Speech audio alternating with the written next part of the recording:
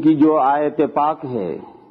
کہ یا عبادی الذین اسرفوا علی انفسہم لا تقنطوا من رحمت اللہ ان اللہ یغفر الذنوب جميعا، اے وہ لوگوں جنہوں نے اپنا بے حد نقصان کر رکھا ہے، یعنی اگر تم نے 100 ناحق قتل بھی کر رکھے ہیں،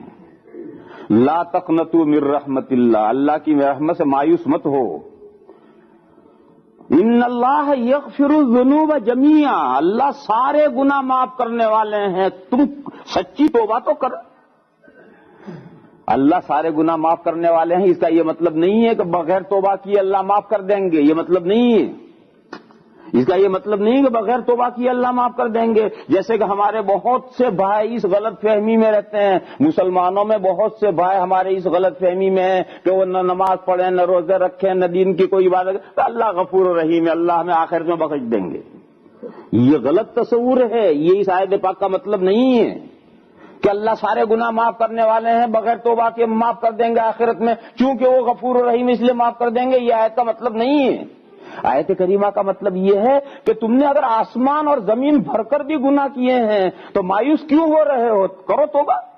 اللہ تو سارے گناہوں پر پانی پھیر دیں گے، سارے تمہارے گناہ دھو دیں گے، تم سچی توبہ کرو تو صحیح،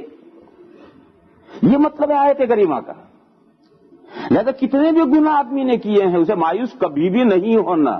موت سے پہلے، توبہ کا دروازہ بند ہونے سے پہلے، جب تک توبہ کا وقت ہے اسے ہمیشہ اللہ کی رحمت سے امید باندھنی چاہیے اور سچی پکی توبہ کرنی چاہیے، وہ سارے ہی گناہ بخشنے کے لیے تیار ہیں۔ سب سے بڑا گناہ شرک ہے، اس شرک کو بخشنے کے لیے تیار ہیں، آدمی توبہ کر لے تو اللہ اس شرک کو بھی معاف کر دیں گے۔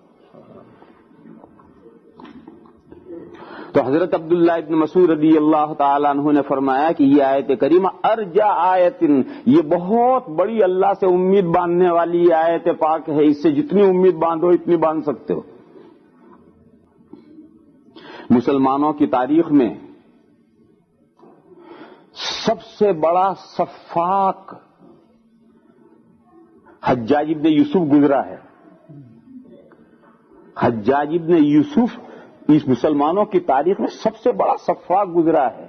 اور اس کے جو حالات ہیں اللہ جانے اس میں صحیح کتنے ہیں غلط کتنے ہیں، لوگ مبالغے کرنے آتے ہیں تو پتہ نہیں کچھ کا کچھ کہتے ہیں کہ اس نے 6 لاکھ بے گناہ آدمیوں کو قتل کیا،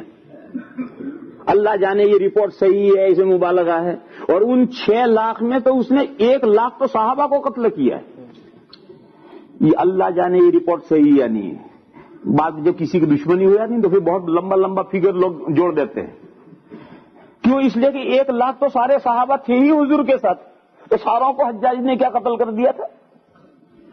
اس لیے میں نے کہا کہ یہ فگر کوئی ضروری نہیں کہ وہ صحیح ہوں، لیکن یہ تو بات ساری دنیا جانتی ہے کہ مسلمانوں کی تاریخ میں حجاج ابن یوسف سے بڑا ظالم کوئی نہیں گزرا، یہ تو بات بالکل گویا طے ہے۔ جب اس کی موت کا وقت آیا تو پتہ جانے اسے کیا بیماری ہو گئی تھی، بس سردی لگتی تھی، اسے سردی لگتی تھی، اتنی سردی لگتی تھی کہ انگیٹھیاں جلا جلا کر کوئلے بھر بھر کر کے اس کے بدن کے سے لگا کر کے انگیٹھیاں رکھی جاتی تھی، تب بھی اس کی سردی کم نہیں ہوتی تھی۔ تو اس کی ماں نے اسے کوسا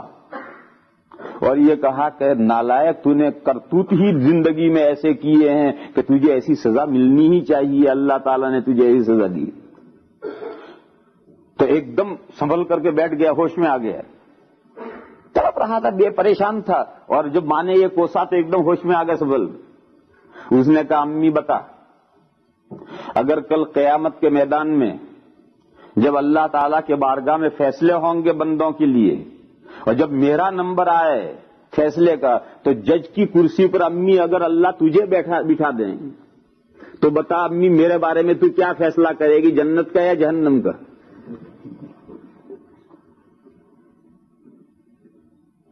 تو ماں تو بہرحال ماں ہے، تو اس نے یہ کہا کہ بیٹا اگر اللہ مجھے اختیار دے تیرے بارے میں فیصلہ کرنے کا تو میں تو تیرے لیے جنت کا فیصلہ کروں گی۔ تو حجاج ابن یوسف نے کہا کہ پھر امی سن، میرا خدا مجھ پر تجھ سے زیادہ مہربان ہے، جتنی تو مجھ پر مہربان ہے اس سے زیادہ میرا خدا مجھ پر مہربان ہے۔ اس کے بعد کچھ وقت کے بعد اس کا انتقال ہو گیا۔ جب یہ گفتگو اور یہ واقعہ اس زمانے کے ایک بہت بڑے تابعی تھے حضرت حسن بصری رحمت اللہ علیہ، ان کو یہ واقعہ پہنچا تو انہوں نے اپنے تمام شاگردوں سے یہ کہہ دیا کہ حجاج ابن یوسف کو برا کوئی نہ کہے، ہو سکتا ہے کہ اللہ اسے بخش دے، ہو سکتا اللہ اسے بخش دے، کیونکہ وہ اللہ سے اتنا پر امید تھا۔ یہ ضروری تو نہیں کہ بخش دے، لیکن ہو سکتا ہے، جب اتنی امید باندھے ہوئے اللہ سے تو ہو سکتا ہے اللہ بخش دے۔ تو حضرت ابن مسعود رضی اللہ تعالیٰ عنہ نے فرمایا کہ ارجع آیت، سب سے زیادہ اللہ سے امید باندھنے کی جو آیت پاک ہے وہ آیت پاکی ہے، یا عبادی الذین اسرفوا علی انفسہم لا تقنطوا من رحمت اللہ